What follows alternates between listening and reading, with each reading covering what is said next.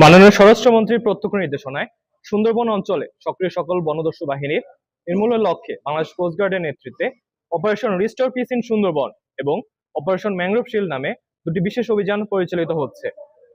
এই অভিযানের ধারাবাহিক সফলতা হিসেবে ষষ্ঠবারের মতো অপারেশন ম্যানগ্রোভ শিল্ড এর আওতায় অভিযান পরিচালনা করে কুখ্যাত ডাকাত করিম শরীফ বাহিনীর দুইজন সক্রিয় সদস্যকে অস্ত্র ও গোলাবারুদ সহ আটক করা হয়। গোপন তথ্যের ভিত্তিতে জানা যায়, সুন্দরবনে কুখ্যাত ডাকাত করিম শরীফ বাহিনীর সদস্যরা খুলনার দাকব থানাধীন সুন্দরবনের রাংমারি খাল এলাকা সংলগ্ন এলাকায় অবস্থান করছে। প্রাপ্ত তথ্য ভিত্তিতে আজ 17 মে 2026 রবিবার ভোর 4টায় কোস্টগার্ড বেস মংলা কর্তৃক উক্ত এলাকায় বিশেষ অভিযান পরিচালনা করা হয়।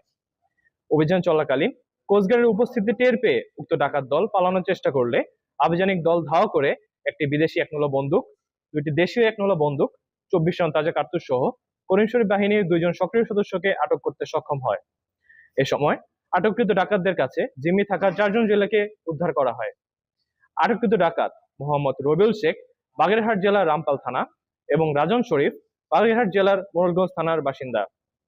রাজন শরীফ করিম শরীফ বাহিনীর সেকেন্ড ইন কমান্ড হিসেবে দীর্ঘদিন যাবৎ সুন্দরবনে ডাকাতি সহ সাধারণ জেলে ও বাওয়ালিদের জিম্মি করে মুক্তিপণ আদায় করে আসছিল। উল্লেখ্য, রাজন শরীফের বিরুদ্ধে বাগেরহাট সদর থানায় একটি হত্যা মামলা রয়েছে। জব্দকৃত অস্ত্র, গোলাবারুদ ও আটককৃত ডাকাতদের পরবর্তী আইনানুগ ব্যবস্থা গ্রহণ ও উদ্ধারকৃত জেলেদের পরিবারের নিকট হস্তান্তরের কার্যক্রম প্রক্রিয়াধীন রয়েছে। সুন্দরবনকে সম্পূর্ণরূপে দোষমুক্ত করতে ডাকাত ও তাদের সহায়তাকারীদের বিরুদ্ধে কোস্টগার্ড ভবিষ্যতেও এ ধরনের অভিযান অব্যাহত রাখবে। ধন্যবাদ।